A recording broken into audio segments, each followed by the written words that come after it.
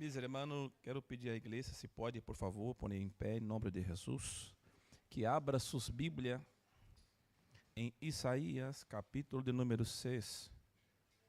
Eu quero ser bem rápido e também objetivo nesta manhã, não quero ser enfadonho. Eu quero trazer uma rápida palavra aí de 15, 20 minutos, porque eu creio que Deus tem algo grande para nós outros nesta manhã. Isaías capítulo 6, quem encontrou diga amém. Diz assim: em el ano que morreu el rei Uzias, vi eu al Senhor sentado sobre um trono alto e sublime, e suas faldas llenava el templo. Por cima de ele havia serafines, cada um tinha 6 alas, com 2 cobria seus rostos, e com 2 cobria seus pés, e com 2 volavam. E um ao outro davam vozes, dizendo: Santo, Santo, Santo, Jeová de los ejércitos, toda a terra está llena de sua glória. Você pode dizer amém? Padre da eternidade, em nome de nosso Senhor e Salvador Jesucristo, Senhor, em esta manhã, Padre, em rápidas palavras, eu quero pedir ao Senhor que venga derramar, Senhor, a sua unção sobre nós outros aqui. Nós outros já sentimos sua presença aqui de uma forma extraordinária, Pai. Então, se por bondade e por misericórdia divina, Senhor, continue falando com nós outros, em nome de Jesus. E você pode dizer amém. Pode se assentar, meus irmãos, glorificando e alabando em nome do Senhor. Meus irmãos, o texto bíblico que ora nós outros acabamos de ler é um texto bastante conhecido de toda a igreja. Eu creio que toda a igreja aqui já conhece esse texto bíblico. Eu recordo muito bem de que quando eu tinha aí meus 20, 21 anos de idade, eu em Brasília estava em uma juventude em nossa igreja, e sempre nos eventos de nossa igreja em Brasília, os predicadores sempre tinham por costume predicar sobre o livro do profeta Isaías, o capítulo 6. Eu recordo muito bem que muitos predicadores predicavam de uma forma que eu me quedava assim impactado pela glória, pela presença do Senhor. Então, eu estava falando com o Senhor, falei: Senhor, necessito de uma palavra simples para esse domingo. E o Senhor Deus começou a ministrar em meu coração o capítulo 6 aqui do livro do profeta Isaías. O que o profeta está aqui descrevendo, irmãos, é nada mais do que nada menos uma experiência personal que o profeta teve com o Senhor. É uma experiência do profeta Isaías. E essa experiência vai cambiar a história e a vida do profeta. Porque, na verdade, eu entendo que todos aqueles que têm um encontro com o Senhor, jamais vão ser a mesma pessoa. Então, se o profeta Isaías está descrevendo esta experiência personal com Cristo. Então, em essa experiência, Isaías vai descrevendo como ha sido, e nós outros necessitamos, irmão, nesta manhã, tentar compreender o contexto da história. E dentro desse contexto, necessitamos fazer pelo menos 3 perguntas. A primeira pergunta, quando? A segunda pergunta, onde? A terceira pergunta, como? Quando, pastor Adriano? Quando ha sido essa visão? Eu creio que 99% da igreja vai dizer, pastor, essa visão se deu depois da morte do rei Uzias. Eu te digo que não, pastor, ha sido depois da morte. Não. Sim, pastor. Não. Sim, pastor. Não. Por quê? Se tu mirar o texto, tu vai entender que ha sido ele ano que morreu o rei Uzias. Paramos um momento aqui. Uma coisa é depois, outra coisa é no ano. No ano é uma coisa, depois é outra coisa. Então o texto diz, ele ano que morreu ele rei Uzias. Pastor, então se explica isso melhor. Pode ser, eu não estou afirmando, pode ser que ha sido antes? Sim. Pode ser que essa visão se deu depois da morte de rei Uzias? Sim. Pero eu não posso afirmar para a igreja que ha sido antes ou que ha sido depois.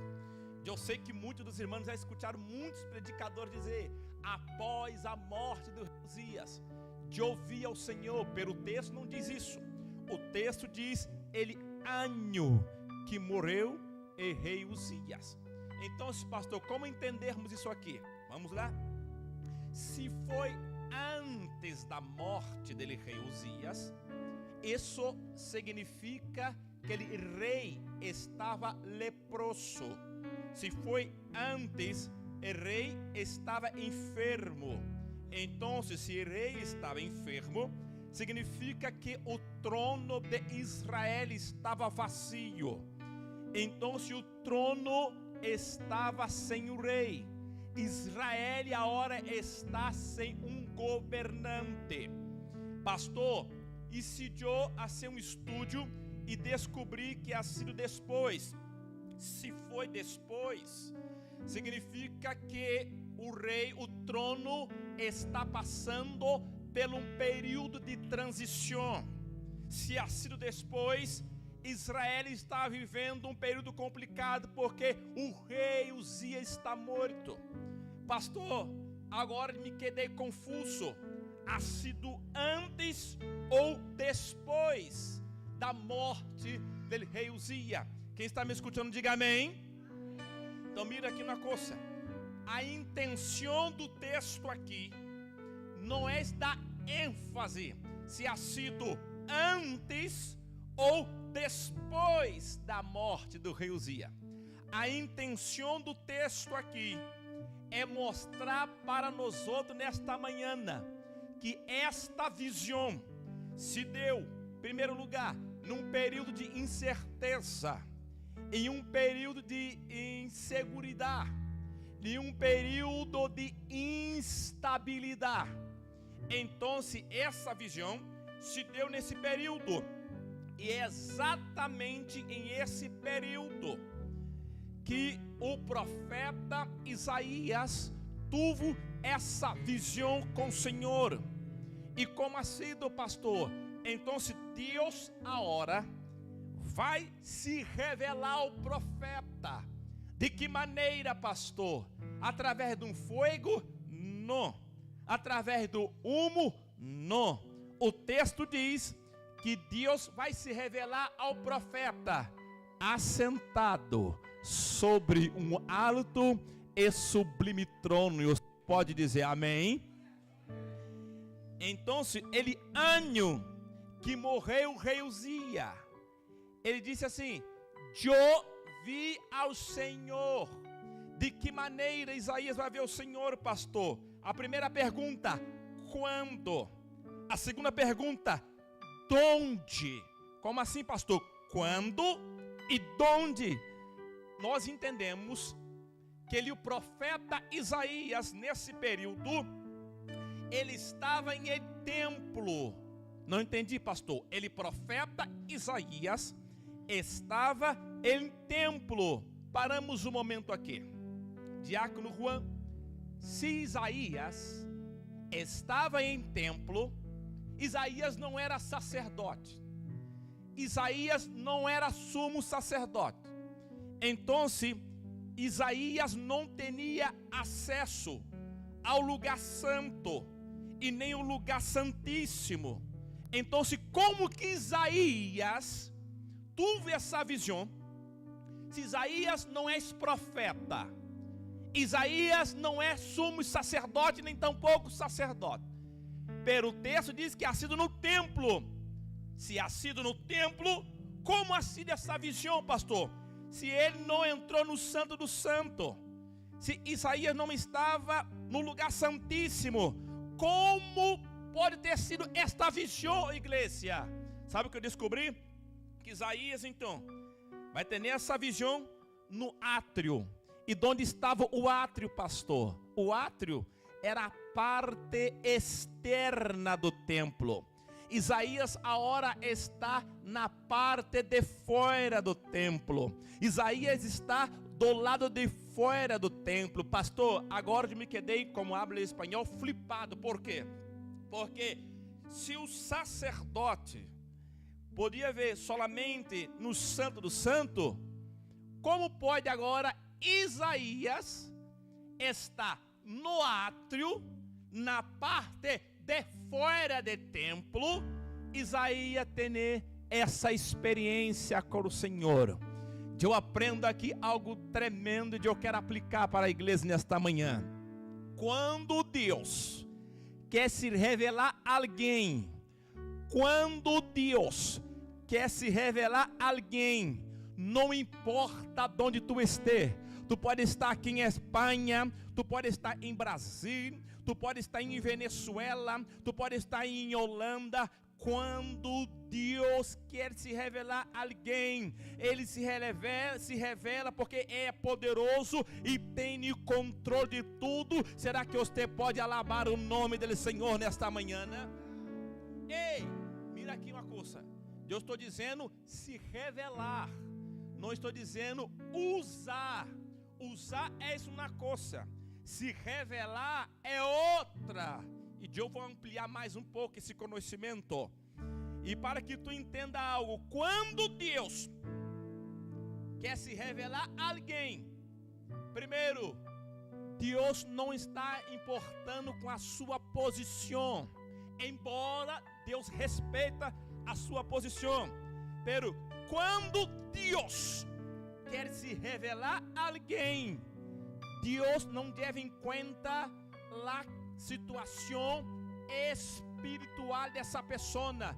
Que é isso, pastor? Sim, porque o texto diz aqui na Bíblia que o profeta Isaías ha dito: eu sou uma pessoa de lábios impuros e eu habito em meio de um povo de impuros lábios, e mis ojos viram o Senhor de los ejércitos.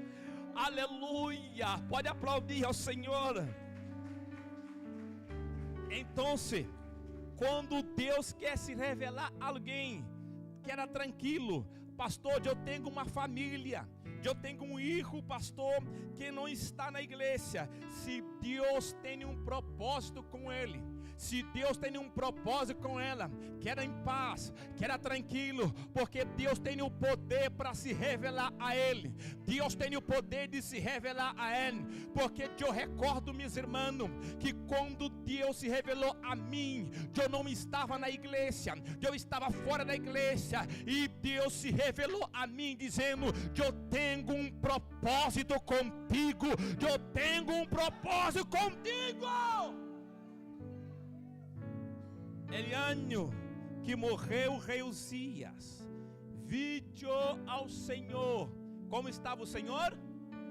Não, está muito flor. Como estava o Senhor? Não, está muito flor. Como estava o Senhor? Sentado. 1, 2, 3. 1, 2, 3. De ouvir ao Senhor assentado sobre um alto e sublime trono. Não, eu vou ter que parar aqui. Irmãos, há um dito em Brasília que diz que quando uma pessoa está sentada, ela não está fazendo nada. Pero tu está confuso. Por quê? Porque na maioria das vezes, eu, pastor Adriano, trabalho sentado. E o fato de eu trabalhar sentado não significa que eu não estou fazendo nada. Não confunda fazer nada o que está sentado. É coisa diferente. Por exemplo, a equipe a hora de audiovisual da igreja, agora mesmo, a parte dessa equipe estão sentados. Não significa pelo fato de eles estar sentados que eles não estão fazendo nada. A gente confunde estar assentado ou que não fazer nada. Porque na maioria das vezes, quem está sentado produz muito mais do que quem está de pé. Não, vou dizer de novo. Na maioria das vezes, há muita gente sentadas que produz muito mais do que quem está de pé. Será que você pode dizer amém? Não, tu não acredita. Vou aplicar de uma outra forma. Em São João capítulo 4, quem me escute diga amém. Em São João capítulo 4, Jesus agora está indo da Judeia para Galileia. E é necessário passar por Samaria ou por Samaria. Samaria em espanhol, Samaria em português. Então, agora Jesus vai passar por Samaria. A Bíblia diz que Jesus entra em uma cidade conhecida como Sicar. E todos nós outros conhecemos a história. E Jesus agora vai sentar aí um poço. E a Bíblia diz que Jesus vai ter um encontro com uma mulher que não hace falta comentar aqui para a igreja. Pero interessante que Jesus, irmã Anice, vai pedir aos discípulos para ir à cidade comprar comida. Então, escute aqui uma coisa. Jesus pede aos discípulos para ir à cidade para comprar comida. E Jesus está, Samuel, assentado. Mira, se tu mira de lerro, quem está me escutando, diga amém. Se tu mira de lerro, quem é que está trabalhando? Quem está trabalhando? E quem é que não está fazendo nada? Ah, pastor, eu tenho vergonha. Não, vamos ser sinceros aqui. Jesus está sentado. A mulher e os discípulos estão trabalhando. Pero Deus lhe comentar no final da história. Mira aqui uma coisa. A Bíblia diz que Jesus sentado, ele cambiou a vida da mulher, transformou a vida da mulher, a ponto da mulher sair, ir à cidade, trazer uma multitude para escutar Jesus. Agora, os discípulos de pé foram à cidade, compraram comida e não atraíram sequer uma alma para escutar Jesus. Mira aqui uma coisa. Se Jesus sentado cambia a vida, se Jesus sentado ele sana herida, se Jesus sentado transforma a vida, imagina se Jesus começar a caminhar aqui na igreja. Se sentado ele sara, se sentado tem cura, se sentado tem milagre, imagina-te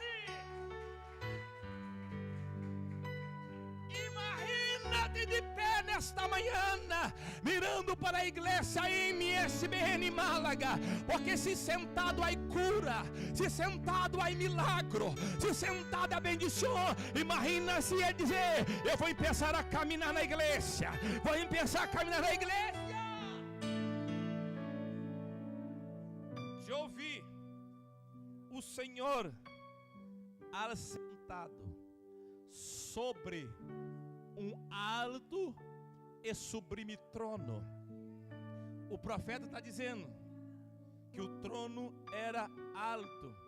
Significa, está dizendo sobre posição. Quando ele habla, o trono era sublime. Está dizendo de estética. Ou seja, o trono é alto. és inalcançável, pastor. A desistir de Isaías? Não. Por que tu não parou? Porque o trono é sublime. Como abre em inglês, é wonderful. O trono é beautiful. O trono é guapo. O trono é maravilhoso. Vai desistir? Não. Por quê? Porque é guapo. Porque o trono é lindo. Deus está dizendo para alguém nesta manhã: está difícil? Eu sei que está difícil, mas não pare. Por quê? Porque o trono é lindo. Porque o trono é maravilhoso. Pastor, eu estou cansado, eu estou a ponto de parar, mas não haga isso. Por quê? Porque és maravilhoso. Porque o trono é tremendo. Porque o trono é sublime. Só quem está entendendo, levante a mão e glorifica em nome dele, Senhor. Eu nem sei se eu vou dar conta de predicar toda essa mensagem. Alto e sublime. Ei, quero fazer uma pergunta aqui à igreja. Deus está aqui nessa manhã, sim ou não? Irmã, está em dúvida? Deus está aqui, sim ou não?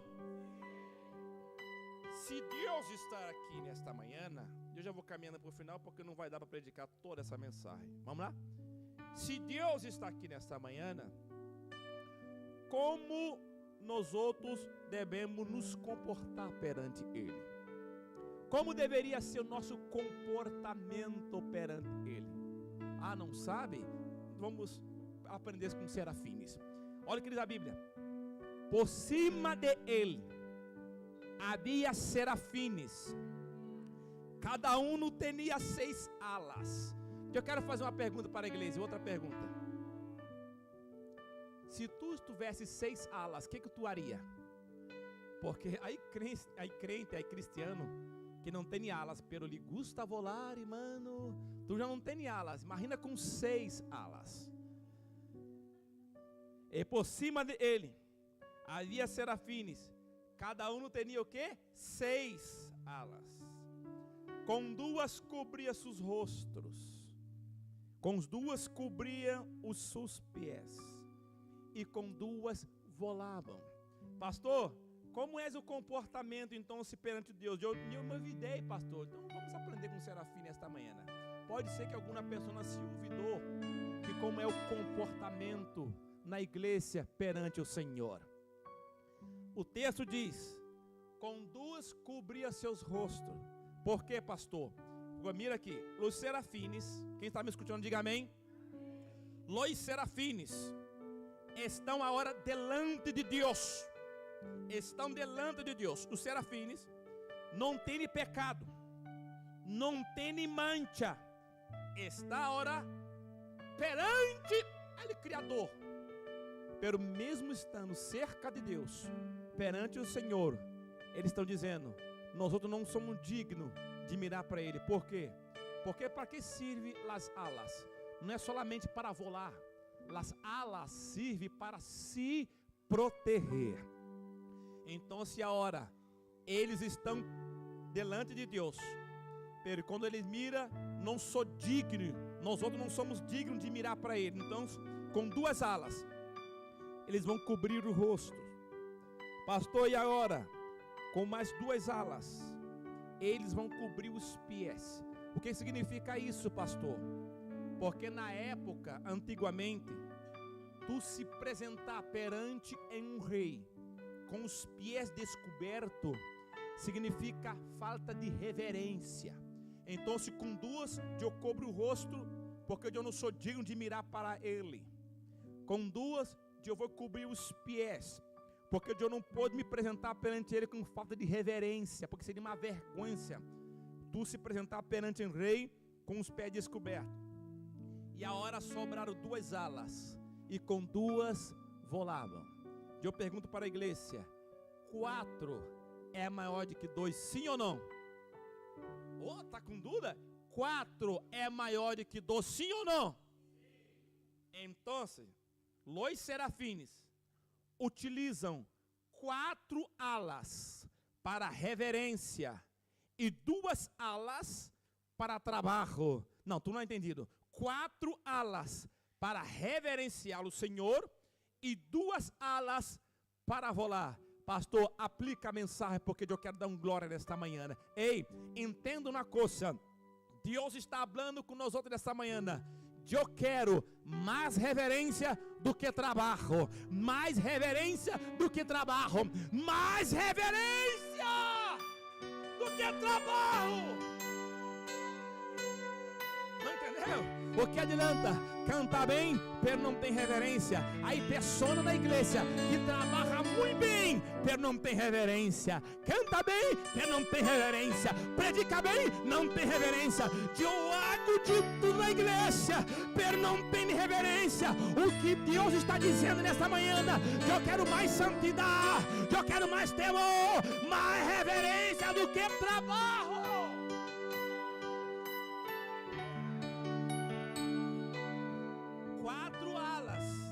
Para reverenciar e 2 alas para trabalho. Eu vou encerrar, que era 5 minutos. E o serafim tinha 6 alas, com 2 cobriu o rosto, com 2 cobriu os pés e com 2 volavam. Ou seja, 2 cobriu o rosto, ato de reverência, 2 cobriu os pés, ato de reverência, e para trabalho utilizava só 2 alas. E para encerrar, ele a um ou outro davam vozes dizendo, vou parar por aqui. Em outra oportunidade eu continuo a predicação. Qual era o assunto, pastor, dos serafins? Um mirava para o outro. Um não mirava para o outro dizendo, e tu, o que diz? Santo. E tu? Santo. E tu? Santo. E tu? Santo. Ponemos em pé. Santo. E tu? Santo. O que tem a dizer? Santo. Qual é a conversação? Santo. Qual é o assunto? Santo. Como tu vê ele? Santo. Como é ele? Santo. Eu quero ouvir da igreja. Como é ele? Santo. Como é ele? Como é ele? Como é ele? Como é ele? Como é ele? E toda a terra está llena de sua glória. Será que você pode alabar o nome dele, Senhor? Porque esse Deus Santo está presente aqui nesta manhã.